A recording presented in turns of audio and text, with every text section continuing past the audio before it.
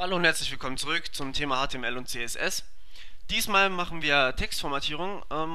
Ja, ihr habt ja schon ein paar Texte dazu kennengelernt, aber mir kam letztes Mal, dass es ein bisschen verwirrend sein könnte, dass wir hier oben Color nehmen und das in einem Text-Tag und hier unten Background Color benutzen. Also folgendes: Color, wenn man diesen Tag benutzt, bezieht sich das immer nur auf den Text, egal wo wir das machen. Also wenn wir jetzt hier Color reinschreiben, ändern wir vom ganzen Body, also alles was drin steht, also sprich jeden Text, ändern wir da die Farbe. Ja, nicht Blue, vielleicht Red. Ähm, Das macht nämlich dann einfach überall, wo wir es noch nicht formatiert haben, macht es die Farbe rot. Hier wieder zur Hierarchie. Es geht von, also die höchste Hierarchie haben die Tags, die nahe am Text stehen. Also hier steht meine Überschrift. Und direkt außenrum ist der H1-Tag, das heißt, der hat Vorrang vor dem Body-Tag, weil der einfach viel weiter weg steht. So könnt ihr euch das vielleicht merken. Natürlich haben IDs und Heads innerhalb desselben Texts, also im H1, wenn wir da die Headline und die Klasse Head formatieren würden, hätte das natürlich Vorrang vor dem Tag, haben wir ja schon gehabt, aber der H1-Tag hat Vorrang vor dem Div und der Div hat Vorrang vor dem Body. So sieht's aus. Deswegen ist hier nur der Paragraph rot geworden, was ihr sehen könnt hier. So. Und meine Überschrift ist blau geblieben. Ja. Ähm, Zur Color formatiert immer diesen Schrifttext eben. Man kann da jetzt natürlich auch mit Hexcodes rangehen, wie wir das hier unten schon gemacht haben. Ihr wisst jetzt mittlerweile, wie Hexcodes funktionieren. Also äh, erst rot, dann grün, dann blau. Was machen wir jetzt mal? Rot und blau macht lila, also FF00. FF müsste ein richtig sattes Lila werden. Oder so. Oh, ja. Äh, so viel zum Thema lila. Bisschen weniger rot bitte, das sieht ein bisschen arg doof aus. Na komm, schon besser. Ähm, Nicht unbedingt meine Farbe, aber in Ordnung. Ja, also Hexcodes gehen dann natürlich auch, geht sowieso immer. Ähm, ein, eine Eigenschaft erspare ich euch jetzt, das nennt sich Direction, das ist von links nach rechts oder von rechts nach links lesen. Das funktioniert erstens nicht immer so, wie ich das will, und zweitens braucht man es eh nicht, man liest eh immer von links nach rechts. Ja, dann gibt es für den Text natürlich Letter Spacing. Letter Spacing ist eigentlich selbsterklärend. Ich kann das gerade mal kurz hinschreiben. Hier formatieren wir mal unsere Überschrift durch. Letter minus Spacing.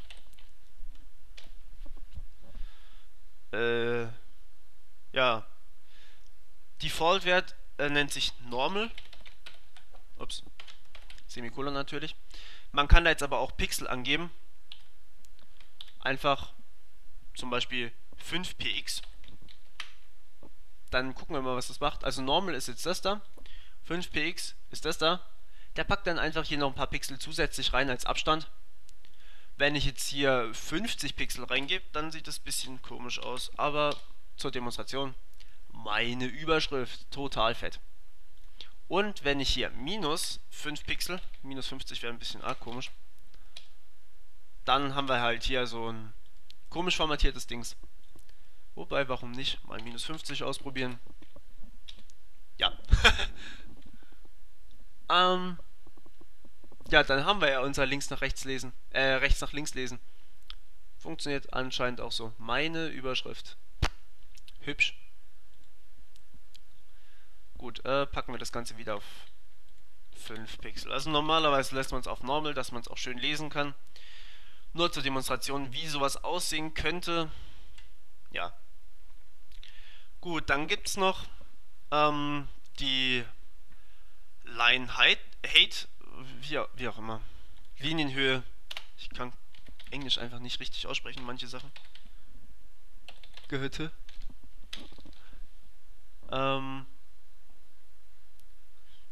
Ja, die kann man in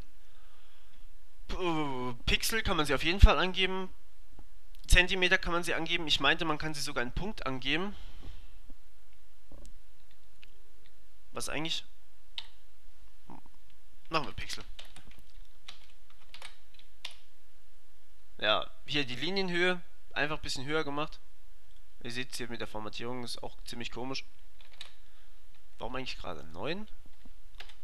Machen wir mal 2. Ja, jetzt ist sie richtig, richtig klein geworden, aber die Schriftgröße ist halt vorformatiert, weil wir die ja nicht geändert haben. Das machen wir nämlich erst nachher noch.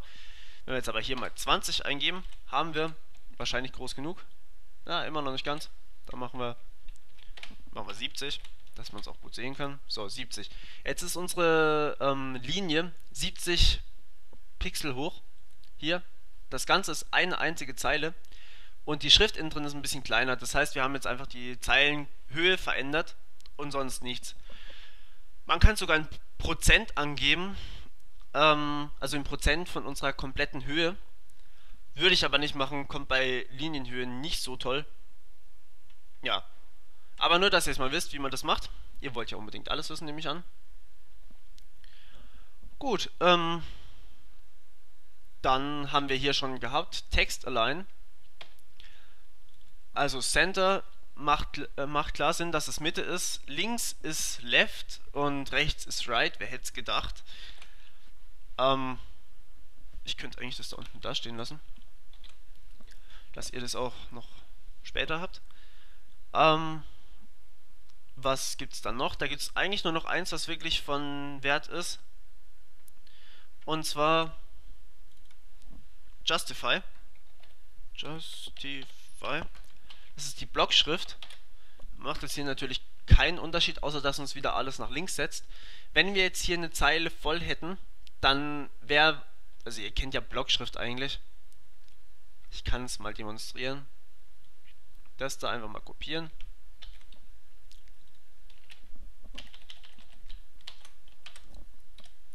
So. Blockschrift bedeutet, dass hier immer angepasst wird, wie viel Platz diese Leerzeichen in Anspruch nehmen. Das hier ist richtig dick. Hier habe ich eins vergessen. Die sind eigentlich alle ähnlich dick, aber hier unten werden sie wieder kleiner. Also normalerweise sind sie bloß so. Und hier sind sie halt dicker angepasst, damit die Schrift auch wirklich über die ganze Zeilenbreite geht und nicht irgendwie so abgehackt dasteht. Ist gut für einen Roman, ist gut für irgendwelche Aufsätze oder sowas. Klar. Also Blockschrift kennt ihr ja. Gut. Dann gibt es noch Text Decoration. Ist vor allem für unsere Überschrift jetzt gerade schön. Die Blockschrift mache ich hier mal wieder raus. So, Text minus Decoration. Da gibt es verschiedene Attribute. None, also keine, ist Standard. Da ist das, was wir gerade haben. Dann gibt es Underline. Logischerweise unterstrichen. Dann gibt es Overline. Überstrichen. Oder wie man das auch immer nennt. Line through. Also wenn ihr da irgendwie mal nicht mitkommt, ist durchgestrichen, macht ja klar Sinn. Wenn ihr da mal irgendwie nicht mitkommt, entweder pausiert oder schaut euch einfach nach einer Referenz um. Da stehen normalerweise alle nochmal drin. Ich möchte euch nur mal vorführen, wie das aussieht. Und dann gibt es sogar noch Blink. Was irgendwie nicht so seltsam. Eigentlich sollte es blinken. Warum tut es nichts? Böser Browser. Okay, also Blink funktioniert nicht immer, nicht benutzen. Oder ich habe mich verschrieben. Egal. Funktioniert auf jeden Fall gerade nicht. Ja. So, gut, dann gibt es noch Text Indent. Das mache ich mal zu irgendwas, was funktioniert hat wieder. Line Through fand ich nicht toll. Overline fand ich cool. Auch wenn es unnötig ist für eine Überschrift. Text Indent ist wieder in Pixeln angegeben, normalerweise. Oder halt in Prozent oder in Punkt, Zentimeter. Ja, alles, was man halt irgendwie Größen angeben kann. Ich weiß nicht, ob Meter auch funktionieren würden. Also sagen wir mal 50 Pixel. Das ist normalerweise, ja genau, Macht keinen Unterschied. Hier ist es eingerückt worden. Das ist praktisch diese Einrückung hier. Also für unseren Paragraphen wird es mehr Sinn machen. Packen wir das mal hier rein. Da ist ja der Paragraph drin. So. Hier sehen wir, der Text wurde um 50 Pixel eingerückt. Und das nimmt man normalerweise, wie gesagt, bei so Romanen, Wikipedia, irgendwelchen Enzyklopädien oder sonst irgendwelche Sachen, die halt viel Text benutzen. Macht vor allem Sinn, wenn man dann halt auch noch Blockschrift benutzt, dass man sieht, wo ein neuer Absatz anfängt. Genau. Ja, was gibt's noch? Wir haben Text Shadow, aber der kommt erst später, weil der zählt zu CSS3. Da mache ich nochmal ein paar extra Videos zu für die Leute, die CSS schon können, aber CSS3 noch nicht. Dann gibt es Text Transform. Der macht folgendes. Text-Transform. Der hat die Attribute Uppercase zum Beispiel. Alles wird in Großbuchstaben umgewandelt. Sieht auch ganz nice aus manchmal. Capitalize IC macht nichts. Habe ich mich verschrieben? Kapitalize. Seltsam. Also normalerweise sollte der auch alles in Großbuchstaben umschreiben. Nehmt einfach Uppercase, das funktioniert scheinbar. Und Lowercase macht alles zu Kleinbuchstaben. Auch unser Ü und das M. Das ist für die Leute, die dann halt... Also eigentlich nimmt man nur Uppercase, weil man das halt irgendwie hin und wieder mal stylisch als Überschrift benutzt. Warum auch nicht? Ja. Dann haben wir noch... wie nennt sich das jetzt auf Umgangssprache? Also als Tag heißt das Ding vertical minus align. Und das tut folgendes. Hat haufenweise Attribute, die könnt ihr am besten mal googeln. Aber ja, also das ist halt, wie hoch das Ding steht. Man kann da zum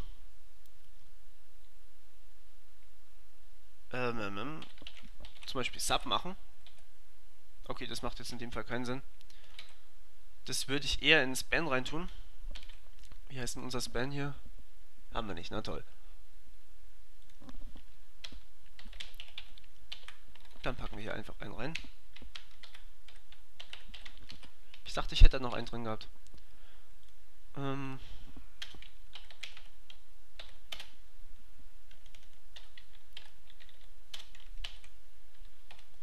So. Vertical Align Sub. Müsste jetzt eigentlich was tun. Da, seht ihr es. Hier, es sieht so aus, als wäre es tiefer gestellt, also wie bei H2O, die 2. Die ist ja auch tiefer gestellt. Man kann dann auch noch super machen. Da gibt es zwar eigene Tags für in HTML, die muss man aber nicht benutzen. Man ist da frei, ob man die nimmt oder nicht. Hier viele wird hochgestellt. Dann gibt's noch... Was gibt's noch? Ich meinte, es gab noch irgendwie so Top oder so. Top. Braucht man aber eigentlich eh nicht. Ja, das... Achso, das orientiert sich ja klar. Das orientiert sich hier an dem restlichen Paragraphen und schreibt den an die obere Grenze, da die obere Grenze aber von dem ganzen Paragraphen gleich ist. Macht das jetzt gerade keinen Unterschied. Ist nicht so wichtig, das Vertical Align. Ich meine, man will ja möglichst normal bleiben. Und es soll ja auch noch leserlich sein, denkt da immer dran. Also wenn man da irgendeinen Schwachsinn zusammenschreibt, dann ja. Gut, dann gibt es noch Whitespace. Der wird euch in jeder Programmiersprache noch viel Spaß bereiten. White-Space. Da ist er allerdings einfach nur formatierbar, was ziemlich nett ist. Ups, das A gehört da nicht hin. Ja, also der macht dann halt so, wie heißt man's? No-Wrap zum Beispiel. Ups. Wrap. Transformiert irgendwie die Tabulatoren. Da wir hier keinen haben, ist es gerade überflüssig. Aber der transformiert halt die Tabulatoren irgendwie in Leerzeichen oder umgekehrt, wie man es auch will. Braucht man eigentlich auch nicht unbedingt. Also das Wichtigste hatten wir jetzt eigentlich. Ja. Ach genau, Word Spacing gibt's noch. Jetzt aber. Word Spacing. So. Und zwar kann man das wieder in Pixel angeben. Das ist jetzt relativ verwandt zu Letter Spacing natürlich, nur dass es hier halt um die Wörter geht, sprich der Abstand zwischen den beiden Wörtern. Wow, er wurde dicker. Oder man macht ihn kleiner. Was jetzt nicht mehr so gut lesbar ist. Aber man kann damit rumspielen, wie man will. Und das wollen wir ja. Genau, also diesmal jetzt zur Textveränderung. Wie gesagt, googelt mal nach einer kompletten Referenz. Das ist eigentlich nie falsch, dass man dann eine Ahnung hat, was es alles gibt. Aber ihr seht jetzt schon, es funktioniert immer nach demselben Prinzip. Also es baut sich immer gleich auf. Ja, ähm, nächstes Mal machen wir noch ein bisschen weitere Formatierung. Also jetzt wahrscheinlich dann zu Links, genau. Da hat nämlich CSS ein paar mitgelieferte schöne Sachen, die wir dann uns dort angucken werden. Bis dann, ciao.